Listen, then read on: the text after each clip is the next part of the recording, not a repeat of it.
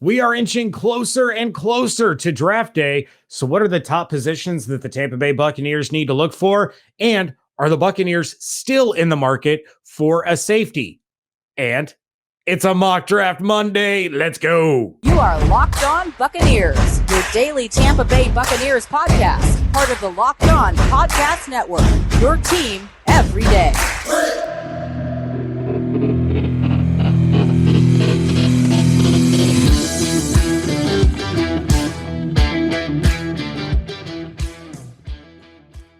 What's up, Bucs Nation, and welcome to the Locked On Bucs Podcast, part of the Locked On Podcast Network, your team every day. We are your daily podcast covering the Tampa Bay Buccaneers, free and available on all platforms, including YouTube. We thank you for making us your first listen or view of the day. I am James Yarcho, joined by my fantastic co-host David Harrison, who now covers your Tampa Bay Buccaneers for SI's BucsGameDay.com, while I am over at BucsNation.com, part of SB Nation. And when we aren't here or there, you can find us on Twitter at Locked On Bucs, at JYarcho_Bucs, and at DHarrison82. We do thank you again for making Locked On Bucs first listen or review every day. Today's episode brought to you by BetOnline. BetOnline has you covered this season with more props, odds, and lines than ever before. BetOnline, where the game starts. Speaking of bets, you guys don't know this, but literally 20 seconds before we start recording this episode, I made James Yarcho very, very mad. That reason will be revealed April 3rd, 2032. Until then, we're going to worry about what's happening right now. We're going to start by ranking Buccaneers draft positions. James, since the last time we did this, Leonard Fournette and Giovanni Bernard have since returned. Rob Gronkowski has told our good friend J.C. Cornell that he's 50-50 on coming back to the NFL. And if he does come back, it will be with the Buccaneers. Jason Pierre-Paul, I don't know what's going on with JPP. And Ndamukong Suh appears to want to come back.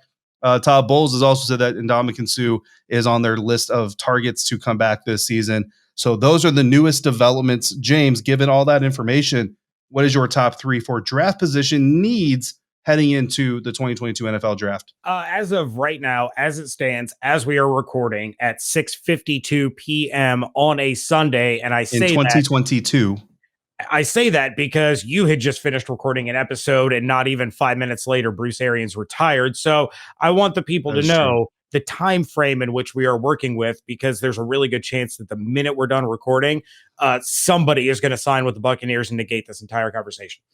But my number one positional need right now is still the defensive line. They did bring back Will Golston. They still have Vita Vea, but Ndamukong Suh, whether he has interest in the Bucs or the Bucs have interest in him or whatever that little dance is, it doesn't matter. Right now, he's not on the roster. Somebody else that has expressed interest in coming back but is not on the roster, Steve McClendon. So even if Ndamukong Suh comes back, the Buccaneers still need depth along the defensive line. Would I like to see them go after a long-term replacement to line up with Vita Vea? Absolutely, I would. It would give some stability to the position, but I'm not going to poo-poo the idea of Ndamukong Suh. And didn't mean to rhyme, but that's where it went. My number two position, tight end. Even if Rob Gronkowski comes back, there's still a void at the tight end position because of the loss of O.J. Howard. We've seen with injury issues and things like that, the depth at the tight end position is incredibly important. So you still have to address that. And there are some good ones that the Buccaneers can find on day 2 of the NFL draft. And number 3, it's another position where I feel that the depth was highly overrated last year and definitely came into play. Of course, you all know I'm talking about wide receiver. I'm not going to be upset if the Buccaneers draft a wide receiver at number 27 in the first round. We don't know Chris Godwin's return status. Yep. You got to have depth at that position. So those are my top 3: defensive line, tight end, wide receiver. Yeah. So recently, Dan Parr of NFL.com ranked the Buccaneers draft needs, and he ranked them interior offensive line, specifically the guard positions, defensive line, and tight end. And I wrote that up for Bucs Game Day, part of SI.com's family of sites. And James, I agree with him. I that's my order as well. Interior offensive line, defensive line, and tight end. Interior offensive line, I don't like the idea of handing a starting job over to a new guy to protect the greatest quarterback to ever play this game. And I say that with a little bit of hesitance because Aaron Stinney, I don't know that I would consider Aaron Stinney being handed a starting job, right? Because he's already protected Tom Brady during the most crucial stretch of an NFL season, which is the playoffs and the Super Bowl, and he did a very, very good job. He was in competition with Alex Cappa last year. I don't know how real that competition actually was, but he was, quote unquote, in competition with Alex Cappa last year. So Aaron Stinnie, I kind of look at like, you're not so much being handed a starting job. I think he's kind of earned some of the clout that he's gotten. Shaq Mason is really the guy I'm talking about. And yes, obviously the Bucs like him. They traded for him, got a steal for him. Everybody agrees that the Patriots absolutely got fleeced in that deal. But I would still like to see him meet up with some competition. And while Robert Hainsey is still there, even if Robert Hainsey is that competition, you still need depth across the offensive line. And outside of Hainsey and maybe Josh Wells, I don't really see it sitting there. Defensive line, for the exact same reasons you said, even if Sue comes back, which I believe he will, where there's a will, there's a way. And look, Ndamukong Suh, if you haven't picked it up by his Twitter profile yet, one of the smartest businessmen probably in the National Football League. He doesn't throw out hints like that of coming back to the Buccaneers if he's talking to other teams. I do believe it's Bucs or nothing for Sue, and I think they'll make it happen. Tight end position, even though Gronk's 50-50, I'm still 100 and nothing. Truthfully, I'm probably like 90-10 now, actually, by this time. But I still believe Gronk will come back, but for all the same reasons you said. Now, just to be very clear to everybody in the comment section that's very upset that I didn't put wide receiver on my list at all, and that James put it at number 3. This doesn't mean the Buccaneers don't draft wide receiver in the first round necessarily. It doesn't mean they don't go cornerback in the first round necessarily. Talent plus need is still always going to combine into who you draft. I'm just saying that for me, right now, the way the roster stands, if the Buccaneers don't come out of this draft with an interior offensive lineman, a D lineman, and a tight end in this class, to me, that's going to be a problem. Yeah, and I'm with you on interior offensive line. I just don't have it as high as you like. I have wide receiver right here, and I got interior offensive line like right there. But if the Buccaneers go into the season with their starters being Mason and Stinnie at the guard positions, I'm totally comfortable with it. I think Stinnie is a starting caliber guard who was just getting beat out by a little bit better of a guard. That doesn't mean that Aaron Stinnie is bad by any means. It just means that Kappa was that much better, and he got rewarded for that in free agency. But I think we can agree that those 4 are the top 4 for the Buccaneers, whatever order that our commenters or our listeners or our viewers want to put them in. Absolutely, I do. And the secondary is obviously up there. Like if it's top 5, you're probably going to secondary. Like you can kind of play this game. The key is the Buccaneers have some solid starting rosters or some starting units put together. They need some depth and they need to look at the future in some very specific areas. One person they did bring in to help bolster that secondary unit, James, is Logan Ryan, but he is not here to replace Jordan Whitehead. If you don't believe me, ask Buccaneers head coach Todd Bowles, which is not what we did, but someone else did. And we're going to dissect his comments here in a moment. But first, our next partner has a product that I literally use every single day. I started taking AG1 because I wanted the energy boost and I wanted the 75 high quality vitamins, minerals, whole food source, superfoods, probiotics, and aptogens without choking down a bunch of pills. I had to Google aptogens when I started taking it because I didn't know what that means. After I learned what it was, I wanted it, so I'm glad I have it. I start every morning with 12 ounces of pineapple juice. Some people use water. I like mine with pineapple juice. I add 1 scoop of AG1. I shake it up, and I'm good to go for my morning. AG1 from Athletic Greens is lifestyle friendly.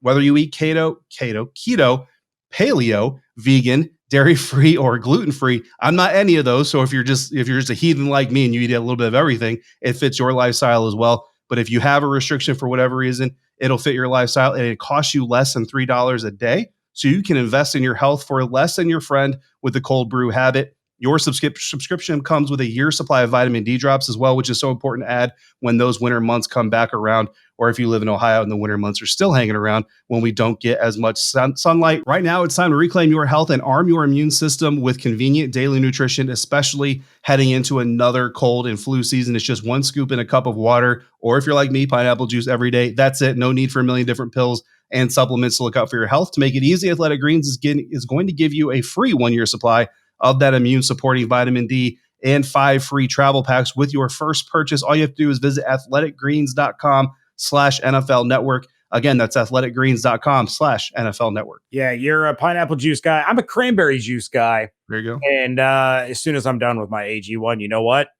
I'm reaching for the Built Puffs, because Puffs are the first ever protein infused marshmallow. They're fluffy, they're marshmallowy. They're not just a protein bar, they are a treat. and they are covered in 100% real chocolate. Puffs are a fan favorite with great flavors such as brownie batter, churro, coconut marshmallow, banana cream pie, all Built bars, the Puffs, and the OGs, covered in 100% real chocolate, low calorie, high protein, most of them containing 130 calories, 4 grams of sugar, 4 net carbs, 17 grams of protein. Compare that to a candy bar, which usually has around 240 calories, 30 grams of sugar, and dozens of carbs. They are all delicious with new flavors coming out all the time. And if they think a flavor might be good, they're going to go ahead and give it a try. And once they master that flavor, then they do the whole reverse engineer thing, make it healthy for all of you out there. Go to built.com, use promo code LOCKED15. You're going to get 15% off your order. Again, promo code LOCKED15 for 15% off at built.com. Thanks again, Bucs fans, for making us your first listen or your first view every single day here at the Locked On Bucs podcast. Make sure you're also following the Locked On NFL podcast, Locked On Experts, covering the biggest stories around the NFL every Monday through Friday in less than 30 minutes, free and available wherever you get podcasts. James, those brownie batter Built Puffs, I'm waiting on my shipment to arrive. I can't wait because some of our co-hosts on the network have gotten theirs, and they're ranting and raving about how delicious they are. I cannot wait to get my hand on those bars. Yeah, they're throwing it in our faces a little bit there. Yeah. But I got an order in, so I'm good. I will have those in my possession very shortly, and I will give a full review on this show. Excellent. In the meantime, let's talk about Ronnie and T-Crass on WDAE, because Todd Bowles, the new head coach of your Tampa Bay Buccaneers, was on WDAE with Ronnie and T-Crass recently, asked about new safety Logan Ryan, who many view, including us, honestly, to a certain extent, as a 1-to-1 replacement for safety Jordan Whitehead, who is now playing with the New York Football Jets. And Bowles responded, quotes, "Ryan brings a lot of intelligence to us and a lot of experience to us. I would like to see him in practice and move around, see how I could exactly use him and would use him, but I know he's not the same type of player as Jordan. He's not even brought in to replace Jordan, so to speak, so he still has to come in and move around and let me see where he can fit and work those kinks out. But I know he's a sharp player and a very sharp guy." End quote. James, your thoughts on Logan Ryan, not, so to speak, being the 1-to-1 replacement for Jordan Whitehead that you claimed he was when he was signed by the Buccaneers? Whoa. Calm There's down. no need to be throwing words around all willy-nilly like that. Just hoobity-boobity. No, because Logan Ryan, as we've discussed before, is that Swiss Army knife guy, right? He's the guy that can kind of do everything. So I am really interested to see how Todd Bowles is going to utilize him. We know he can utilize him at safety. He can also utilize him at nickel. We saw those 3 safety sets that the Buccaneers were running last year with Edwards, Whitehead, and Antoine Winfield Jr. So yeah, he's not a direct replacement at all because he has such a versatile aspect to his game, and the fact that he can line up everywhere. He's not really a true anything. He's not a true strong safety. He's not a true free safety. He's not a true corner. What he is a football player, and he's a really, really smart defensive football player. You go back to last season, right, when the Buccaneers bring in Richard Sherman, and they're cross-training Sherman to play safety in certain situations because of Sherman's high football IQ. He was a player that they can have out on the field pretty much anywhere to be able to dissect what the offense is doing, put himself and his teammates in a position to succeed. I see the same thing in Logan Ryan without, hopefully, the injury issues, right? He's a high football IQ guy. He's a high motor guy, and he's versatile. So he's a guy that when you see him lining up at safety, that doesn't mean he's not going to come down and crash the box. When you see him lining up at nickel, that doesn't mean he's all of a sudden not going to drop back and be the deep guy. It doesn't mean that he's not blitzing from the outside corner position. So it keeps the opposing offenses guessing, right? They don't know what they're looking at, no matter where Logan Ryan is lining up, because in the blink of an eye, he can switch things up. Yes, 100%. Completely agree with everything you just said. And you nailed it. I applaud you. This is why I am proud to be your co-host on this illustrious program. Seriously, the only thing I really have to add to that is Ron Rivera last year for the Washington Commanders. I know nobody cares about the Commanders, but here's what he said, which is why this whole thing ties in. his aim in Washington is to have a defense. And we talked about this before, James, but for those who haven't caught it yet, when the offense puts a guy in motion, what's the biggest reason to do that? Number one is to make the defense expose their coverage, right? Are you in man? Are you in zone? Two, it also hopefully confuses the defense a little bit right off the bat, gives you a little bit more of an advantage than the offense already typically tends to have, right? So Logan Ryan, Mike Edwards, Antoine Winfield Jr., maybe another name that we're going to talk about here in a minute. You put those guys on the field, that's exactly what you have. Like, you can go in motion, and if the defense is installed right and everybody's on the same page mentally, nobody has to move. Everybody can stay right where they are because exactly what you just said, the coverage just shifts with what's happening. You could still be in man, still be in zone. You know what I mean? You could still be having a safety blitz, but it may not be Logan now because of the motion. Maybe now it's not Mike Edwards, it's Antoine Winfield Jr. You know what I mean? That is the kind of defense you want. And again, we go back to Todd Bowles' aggression, which I get. Zero blitz against Rams, got it. Todd Bowles loves to force offenses to do what you want him to do versus react to the offense. That gives you that flexibility, as would adding another guy, James, potentially like the Honey Badger, Tyrann Mathieu. Yeah, we're going back to that conversation, and it's one that we've had numerous times, predating free agency. And Tyrann Mathieu, of course, was brought up in the conversation for obvious reasons with Bowles, who told Ronnie Antikraz, quote, "Everybody's under consideration. He's a heck of a player, and he's been a heck of a player. We actually drafted him in Arizona, so his track record speaks for itself. If the situation is right, everybody's a viable player in this game." David, you've said it 1,000 times over the course of the last 3 years. Todd Bowles does not have a system. Todd Bowles' system is his players. You have Antoine Winfield Jr., you have Mike Edwards, now you have Logan Ryan. Tyrann Mathieu, not really a true, also not a true one-for-one replacement of Jordan Whitehead, right? No. So does it make sense now to continue the Tyrann Mathieu conversation? Do we continue to talk about how he could potentially fit with the Buccaneers, or do they need to move on? Do fans need to move on and look at somebody like a Keanu Neal or somebody who is a true strong safety that can come in and light up next to Antoine? Or do you bring in the Honey Badger because he's the Honey Badger and Bowles will figure it out?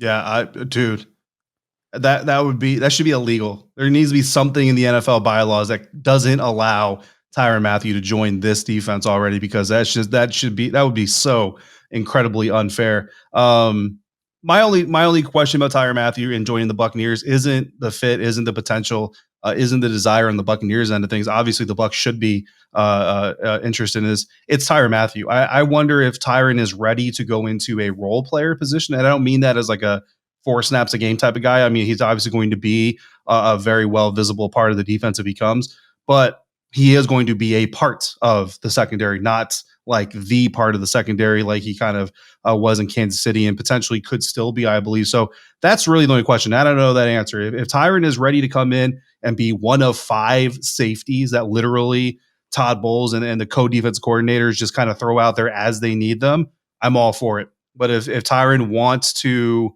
go out and still be a number 1 guy somewhere, then I don't think that place is in Tampa. Yeah, well, and we've been pounding that drum for years. In fact, I don't think we have gone a single offseason hosting the Locked On Bucs podcast without bringing up the potential of the Buccaneers signing Tyrann Mathieu. It would be this great. Is the first offseason without Larry Fitzgerald, to be honest with you. Yeah. I mean, and who's going to rule that one out? Because Larry Fitzgerald never did say the word retire. That's true. And he's definitely fit. Like, if you see it, like, he's not Andrew Luck. Like, he's definitely still in, I don't know about playing shape because it's been a minute since he's been on the field, but he's in shape and would just have to get into playing shape. I get the feeling that he's playing a lot of golf and he's walking the course. He's not using the cart. He's just out there strolling, having himself a wonderful time. But look, it would be a lot of fun. It would be great to watch the Honey Badger suit up for the Buccaneers. I just don't see it happening. I think they're going to turn their attention to the draft. If there's a safety that they like there, that's where they'll strike. But there's still other strong safeties out on the free agent market that they could certainly explore. So if I was a betting guy, I would not put money on the Honey Badger coming to Tampa. But if you're a betting kind of person, of course, you can check out our friends over at betonline.net. It is your number 1 source for all your betting needs and sports info. Find all of the latest sports developments, like will Tiger Woods play at Augusta in the Masters? He's a game time decision. And those bets are included with the Masters Championship odds, podcasts, and reviews for all the different leagues this season. BetOnline is your continued source for all your sports wagering information, including live betting, esports, and scores. Head to the website today or use your mobile device to learn more about the trends and action. BetOnline, where the game starts. Wrapping things up here on the Locked On Bucs podcast. James Yarcho, David Harrison on Twitter at @JYarcho_Bucs, at DHarrison82. It's a mock draft Monday, and we are double dipping on mock drafts. These mock drafts also, ironically enough, are double dipping at the same position for the Buccaneers. And David, I don't know if you're going to be happy about it or not, because we call this a tease. The position that's being double dipped was not in your top three back in segment one, but our very own Ryan Tracy of the Locked On NFL Draft podcast dropped his mock draft. And the first five are pretty similar to what we've been seeing throughout the mock draft process, except for one surprise. Number one, Jacksonville goes with offensive tackle Evan Neal. Number two, Detroit finally makes the right decision, in your opinion, David, by going with the hometown guy, edge rusher Aiden Hutchinson out of Michigan. Then the Houston Texans, they're going to go with cornerback Ahmad Sauce Gardner. Usually we see a safety going right here, but this time they go with Sauce.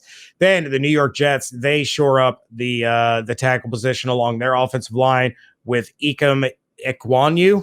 I'm never going to pronounce that name right, ever. Not one time. Ekwonu. And then the New York Giants go with edge rusher Trayvon Walker. For the Bucs at number 27, Ryan Tracy goes with Arkansas wide receiver Treylon Burks. Now, Burks makes the fifth wide receiver taken in this mock draft. Then Tracy had division rivals Carolina go with David, your boy, quarterback Malik Willis. Yep. Atlanta takes one of those five wide receivers with Ohio State wide receiver Garrett Wilson. And New Orleans goes quarterback with Kenny Pickett. David, your thoughts on Treylon Burks being the guy for the Bucs at 27? Yeah, it's weird because Treylon Burks is kind of like getting the Dak Prescott treatment when it comes to me, like in the beginning of this whole process. And I mean, like, let's be honest, James, I think I was the first person to bring Treylon Burks to your attention. I do believe. I was very high on the kid. Like, it's like I was a champion of Treylon Burks before some other people. I'm not, trying to trump. I'm not saying you're saying like I knew before they knew, but just I was kind of championing Treylon Burks before a lot of people were.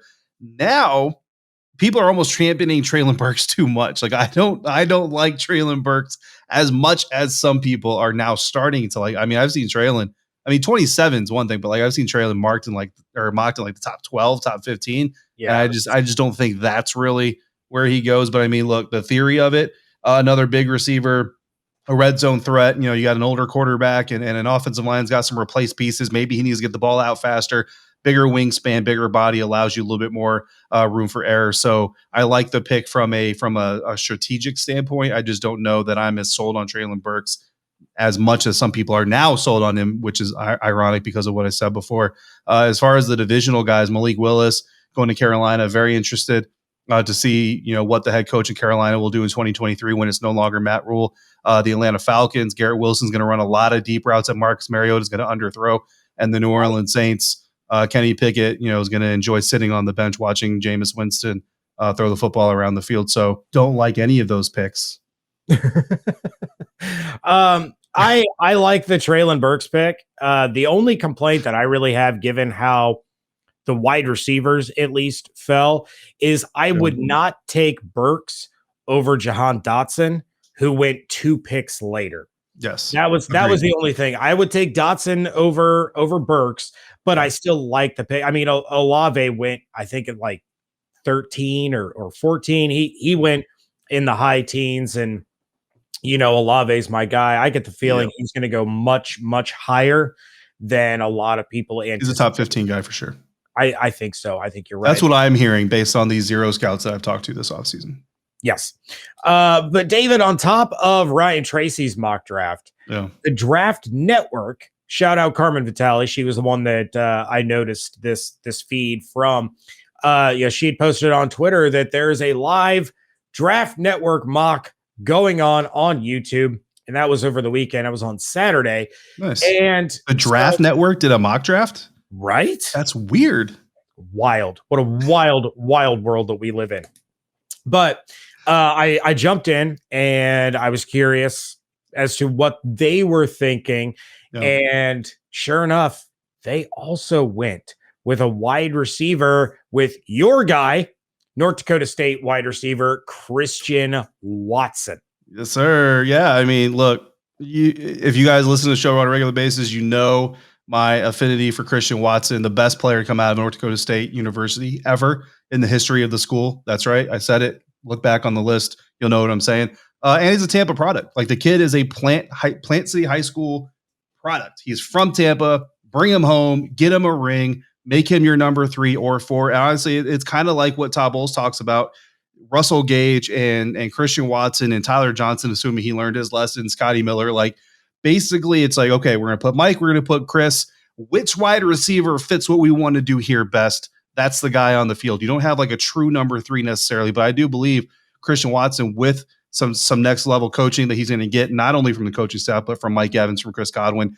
I wrote this up for BucsNation.com, one of my last articles for Bucs Nation before I unfortunately had to leave, James, before Gil Arcia fired me, was about Christian Watson. That's not what happened. And I kind of wrote in there that I felt like Christian Watson, and again, not like year one production wise or anything crazy like that, but he was a little bit of a blend of what Mike and Chris do. So he's bigger, he's a little bit taller, longer, bigger body, wider wingspan, like Mike Evans has, but he's got more speed and separation ability and 3-level ability like Chris Godwin has. He's a perfect blend of both of them. Absolutely would love to see the pick. Christian Watson, I think traditionally probably like an early second round pick, but I would love to see the Buccaneers take him at number 27 because I'm a fan. So David Harrison, yes, right now on record, yes, is saying that we have a Mike Evans, Johnny Manziel situation where Christian Watson made Trey Lance. Trey Lance look better. Make Christian Watson. Yeah, because I will tell you, at the Senior Bowl, the people who came out of it going like, oh, these couple of quarterbacks not named Malik Willis looked pretty good at the Senior Bowl. Yeah, no, Christian Watson made them look better than they actually looked. All right. So Trey Lance is the second coming of Johnny Manziel. David Harrison on record saying that. And with that, we are going to get out of here. Thank you again for making Locked On Bucs podcast your first listen of the day. Now make your second listen, the Locked On NFL Draft Podcast with Ryan Tracy and former NFL cornerback Eric Crocker. They bring the NFL Draft to life every day with insight and analysis on college football prospects as well as NFL front offices. It is also free and available on all platforms. I will be back tomorrow. David is going to take a much-deserved day off, so I'll be flying solo on tomorrow's episode, which means I'm calling for your help. Go ahead and send me your topics, your questions, any such things over at 813-444-5841, or you can send us an email, lockedonbuckspodcast@gmail.com. For David Harrison, I am James Yarcho, and until we speak again, make sure you are checking out everything that David is writing over at BucsGameDay.com. I am writing over at BucsNation.com, and follow along on Twitter at LockedOnBucs, at JYarcho_Bucs, and at DHarrison82. Hope you all have an absolutely outstanding day. Stay safe, stay healthy, wash your hands, be good to one another, fire those cannons. We thank you so much for joining us right here at Locked On Bucs.